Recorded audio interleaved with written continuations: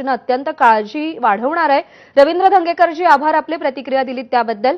नीलम गोऱ्हे आहेत आपल्या सोबत, विधान परिषदेच्या उपसभापती। नीलमताई, अत्यंत धक्कादायक प्रकार, स्वारगेट सारख्या बस स्थानकात 26 वर्षीय मुलीवर बलात्कार होतो, नराधम फरार होतो, आपली पहिली प्रतिक्रिया?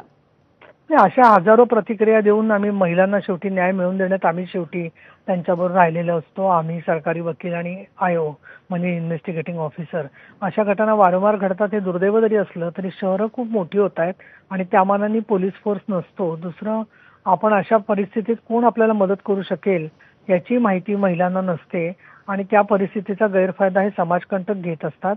एसटी स्टँड स्वारगेटचं असेल, पुणे स्टेशनचं असेल, पुणे रेल्वे स्टेशन असेल, ज्या वेळेला अशा प्रवासात जाणाऱ्या महिला असतात त्या काही वेळेला एकट्याही असतात, काही वेळेला कुटुंबातल्या बरोबरच्या लोकांचा चुकीचं सुद्धा मार्गदर्शन केलं जातं की वस्तू आणायला गेल्यावरती 2 मिनिटं कोणीतरी गुंतवून ठेवायचं आणि तेवढ्या वेळात हा सगळा प्रकार करायचा।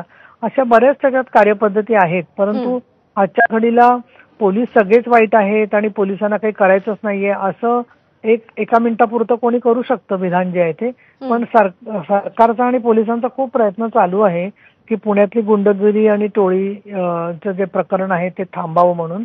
ही घटना जी आहे ना ती थोडक्यात सांगायचं झालं तर अशा घटना घडू नयेत म्हणून आम्ही बऱ्याचशा सूचना वेळोवेळी अनेक वेळेला सरकारला केलेल्या आहेत। आणि आता मला साधं असं वाटतं की ऑनलाईन मॉनिटरिंग बसेसचं हे फार आवश्यक आहे। पण प्रताप सरनाईक जे आमचे आपले परिवहन मंत्री आहेत ते या बाबतीत अतिशय संवेदनशील आहेत। या संबंधित आरोपीला ताबडतोब पकडलं जाणं आणि त्याला शिक्षा होणं हे आवश्यक आहे। त्यासाठी मी स्वतः सीपींशी बोलीन आणि त्याचबरोबर स्वारगेटमध्ये अशा प्रकारची मदत कक्ष खरं आहेत, पण त्या मदत कक्षावर मदत मिळते का नाही किंवा 1098 नंबर आहे, 112 नंबर आहे, 112 नंबरला सुद्धा कुणी कळवलं तर ताबडतोब ते दखल घेतात या संदर्भामध्ये। तर ह्या सगळ्या मुद्द्यांचा तपास होणं खूप गरजेचं आहे। तुम्ही लक्ष घातलं, खरं मीडियाचं लक्ष असतं ते, त्याच्यामुळे जास्त त्या केसला तपासाला वेग मिळतो, ही वस्तुस्थिती आहे।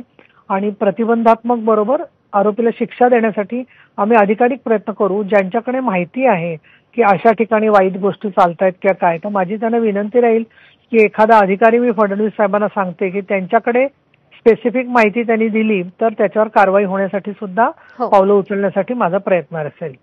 नीलमताई, आभार आपले, आपण सविस्तर प्रतिक्रिया दिलीत त्याबद्दल। राज्य महिला आयोगाच्या अध्यक्षा रुपालीताई चाकणकर सध्या आपल्यासोबत आहेत। रुपालीताई, पुण्यामध्ये आज राज्यभरातून अनेक मुली शिक्षणाच्या निमित्तानं येत असतात। जर त्यांच्या सुरक्षेवरती प्रश्नचिन्ह निर्माण होत असेल, पुण्यातल्या एकूणच वातावरणाबद्दल प्रश्नचिन्ह निर्माण होत असेल, तर आता कठोर पावलं उचलायची वेळ आली आहे। अत्यंत धक्कादायक प्रकार स्वारगेट बस स्थानकात घडलेला आहे। पुणे हे विद्येचं माहेरघर आहे। अनेक तालुक्यांमधून, जिल्ह्यांमधून